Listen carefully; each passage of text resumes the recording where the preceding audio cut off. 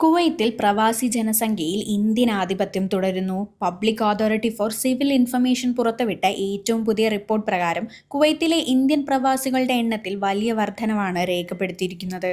കഴിഞ്ഞ വർഷം 10,08,000 ആയിരുന്ന ഇന്ത്യക്കാരുടെ എണ്ണം ഇപ്പോൾ 10,5 ലക്ഷം കടന്നിരിക്കുകയാണ്. കുവൈത്തിലെ ആകെ ജനസംഖ്യ 52 ലക്ഷമായി ഉയർന്നപ്പോൾ സ്വദേശികളായ കുവൈത്തികളുടെ എണ്ണത്തിൽ നേരിയ കുറവുണ്ടായി.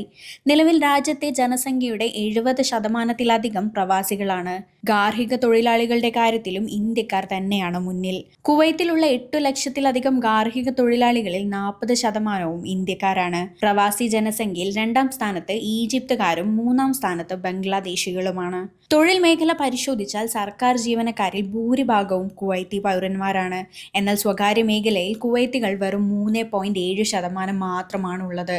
സ്വകാര്യ മേഖലയിലെ ജീവനക്കാരിൽ 30%-ലധികം പേരും ഇന്ത്യക്കാരാണെന്നും റിപ്പോർട്ട് വ്യക്തമാക്കുന്നു. ചുരുക്കത്തിൽ കുവൈത്തിന്റെ സമ്പദ് വ്യവസ്ഥയിലും തൊഴിൽ വിപണിയിലും നിർണായക സ്വാധീനമായി ഇന്ത്യൻ സമൂഹം മാറിക്കഴിഞ്ഞു.